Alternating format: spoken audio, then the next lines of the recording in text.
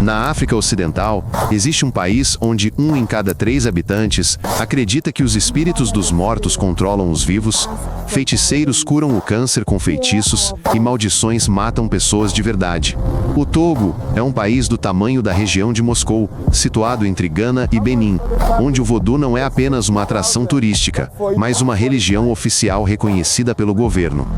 Não há lei que proíba a bruxaria, porque mais da metade dos 9 milhões de habitantes recorre regularmente a sacerdotes em busca de ajuda para qualquer problema. Na capital, Lomé, existem mercados especiais onde crânios de macaco, cobras secas, ossos de leopardo e partes do corpo humano são vendidos abertamente para rituais mágicos. O mercado Akodessewa, em Lomé, é o maior mercado de ingredientes mágicos da África Ocidental. Feiticeiros de dezenas de países vêm aqui para comprar ingredientes especiais. Crânios de leopardo e crocodilo, cabeças de macacos secas, garras de predadores, peles de cobra e até partes de esqueletos humanos são exibidos abertamente nas barracas. Os vendedores afirmam que cada item possui poderes especiais. Ossos de crocodilo concedem poder sobre as pessoas. Crânios de cobra protegem contra inimigos e cinzas de plantas atraem dinheiro. Turistas são estritamente desencorajados aqui. Os vendedores acreditam que a presença de não-crentes enfraquece o poder mágico dos produtos, irrita os espíritos e pode trazer uma maldição sobre todo o mercado. Do século XVI ao XIX, a costa do Togo foi um dos principais centros do tráfico de escravos na África, onde mais de 2 milhões de pessoas foram transportadas à força. Os comerciantes europeus chamavam essa região de Costa dos Escravos, porque os governantes locais vendiam ativamente cativos de tribos rivais para os portugueses, franceses e holandeses. Na cidade costeira de Anerro, ainda existem câmaras subterrâneas onde as pessoas eram mantidas antes de serem embarcadas, acorrentadas umas às outras em grupos de 30. O tráfico de escravos terminou oficialmente apenas em meados do século XIX, mas suas consequências ainda são sentidas hoje, com grupos étnicos em conflito devido a antigas queixas. Em 1884, o oficial alemão Gustav Nachtigal assinou um tratado com os líderes locais e declarou o Togo um protetorado alemão. Ao longo de 30 anos, os alemães construíram ferrovias, um porto, escolas e hospitais, transformando o pequeno território em uma colônia modelo que ostentavam para a França e a Grã-Bretanha. Após a Primeira Guerra Mundial, a Alemanha perdeu e os vencedores dividiram o Togo entre si como espólios de guerra.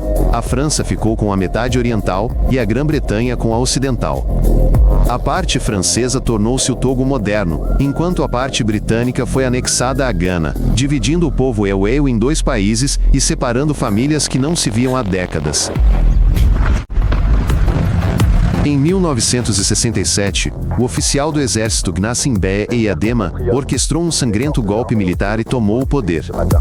Eyadema governou por 38 anos, proibindo todos os partidos políticos, exceto o seu, assassinando figuras da oposição e desviando bilhões de dólares do tesouro para contas suíças.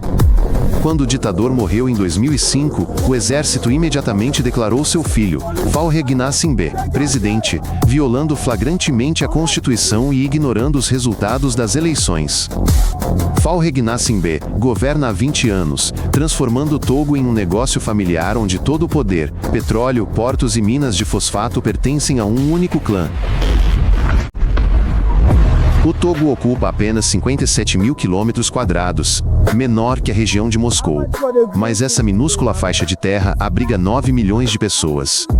O país se estende por 600 quilômetros de norte a sul e, em seu ponto mais estreito, tem apenas 50 quilômetros de largura, uma distância que pode ser percorrida a pé em um dia. Esse território microscópico é o lar de 42 grupos étnicos diferentes, cada um com sua própria língua, tradições, religião e costumes tribais ancestrais. Os Ewe, no sul, pescam e comercializam ao longo da costa, enquanto os Cabre, no norte, criam gado na savana. Esses povos guerreiam por recursos e se desprezam mutuamente há séculos. O Togo está entre os 20 países mais pobres do planeta. A pessoa média ganha menos de $2 por dia e vive em uma cabana de barro sem eletricidade. A expectativa de vida é de 61 anos, e as pessoas morrem em massa de malária, tuberculose e disenteria, doenças que são tratadas com antibióticos comuns em uma semana. Mais da metade da população é analfabeta devido à grave escassez de escolas, e as que existem cobram mensalidades que as famílias não podem pagar. Nas áreas rurais, não há água potável nem saneamento básico. As crianças bebem água de rios poluídos e infestados de parasitas e sofrem de cólera, disenteria e hepatite durante todo o ano. Todos os anos, centenas de contêineres de lixo eletrônico da Europa e da América, computadores, telefones, geladeiras e televisores quebrados, chegam ao porto de Lomé. Oficialmente, empresas ocidentais chamam isso de ajuda humanitária, mas, na realidade, 90% dos equipamentos estão inutilizáveis e vão direto para aterros sanitários tóxicos a céu aberto. Moradores locais desmontam os aparelhos eletrônicos com as próprias mãos, queimando placas de circuito de plástico para extrair cobre e inalando fumaça preta tóxica contendo chumbo, mercúrio e dioxinas. O solo ao redor desses aterros fica contaminado com metais pesados por séculos, e crianças brincam entre baterias e microchips, desenvolvendo doenças sanguíneas crônicas e câncer de pulmão. No Togo, 1 em cada 3 crianças entre 5 e 14 anos trabalha. Quase meio milhão de crianças em todo o país são forçadas a carregar sacos e cavar a terra em vez de ir à escola. Crianças labutam em pedreiras sob o sol escaldante, carregam sacos de 50 quilos nos mercados e trabalham 14 horas por dia em plantações de cacau por uma única tigela de arroz. Milhares de crianças são vendidas como escravas por seus pais a traficantes que as levam para países vizinhos por 30 a 50 dólares, porque suas famílias não têm condições de alimentá-las. O governo aprovou leis bem intencionadas contra o trabalho infantil, mas ninguém as aplica. Os policiais recebem 2 dólares por dia e fazem vista grossa para quaisquer violações. O solo do Togo contém enormes reservas de fosfato, um mineral essencial para a produção de fertilizantes, sem o qual metade do planeta ficaria sem colheitas.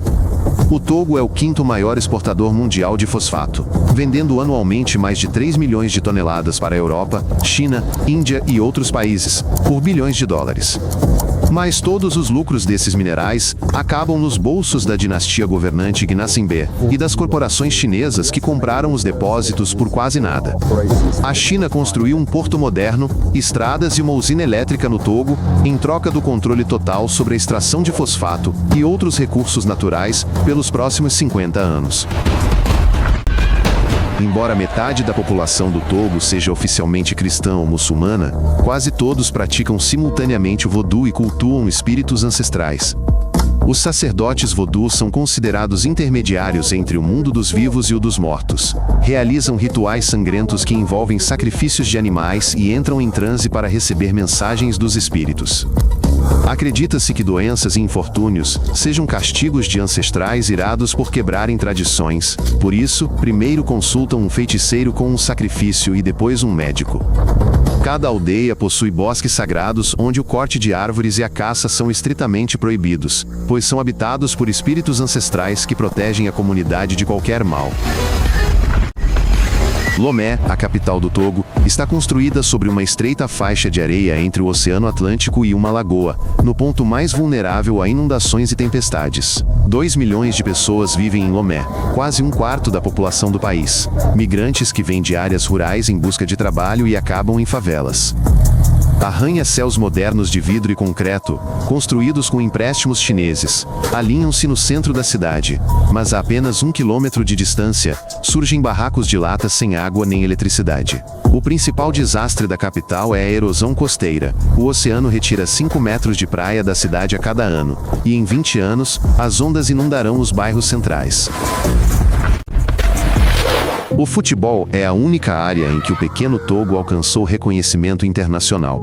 A seleção nacional se classificou 2 vezes para a Copa Africana de Nações e disputou a Copa do Mundo. O jogador de futebol mais famoso do país, Emmanuel Adebayor, que jogou no Arsenal e no Real Madrid, ganhou dezenas de milhões de dólares e fundou uma instituição de caridade em seu país natal. Em 2010, terroristas armados atacaram o ônibus da seleção togolesa na fronteira com Angola, matando a tiros o motorista e o médico da equipe. Após essa tragédia, a seleção ficou um ano sem disputar partidas internacionais e vários jogadores se aposentaram devido a transtorno de estresse pós-traumático e depressão. O francês continua sendo o único idioma oficial do Togo, embora menos de 40% da população do país o fale fluentemente. Todas as leis são escritas exclusivamente em francês, as escolas ensinam em francês e os juízes conduzem os julgamentos no idioma dos antigos colonizadores que partiram há 60 anos. O Togo ainda paga milhões de dólares anualmente à França pelo direito de imprimir sua própria moeda, o franco CFA, que é fortemente atrelado ao euro. Essa dependência financeira significa que o Togo não pode seguir uma política econômica independente e é obrigado a coordenar seu orçamento estatal com as autoridades em Paris. Nos últimos 30 anos, o Togo perdeu mais de 60% de suas florestas tropicais devido à exploração madeireira em larga escala para a lenha e ao desmatamento para o cultivo. A erosão do solo está transformando terras férteis em desertos áridos, rios estão secando e desaparecendo, e elefantes e antílopes selvagens não são vistos no país há mais de 20 anos. As águas costeiras do Atlântico estão poluídas por resíduos industriais de fábricas de fosfato e esgoto, os estoques de peixes estão criticamente baixos e os pescadores estão recuando centenas de quilômetros mar adentro. O governo não destina um centavo à proteção ambiental porque a ditadura tem preocupações muito mais urgentes: manter o poder, reprimir protestos e desviar fundos. O Togo é um exemplo clássico do maior paradoxo da África.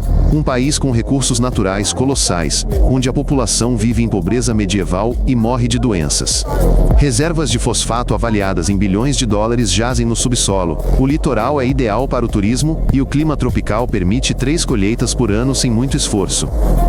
Mas a corrupção desenfreada, uma ditadura hereditária e a exploração implacável por antigos colonizadores transformaram o Togo em um dos lugares mais pobres do mundo.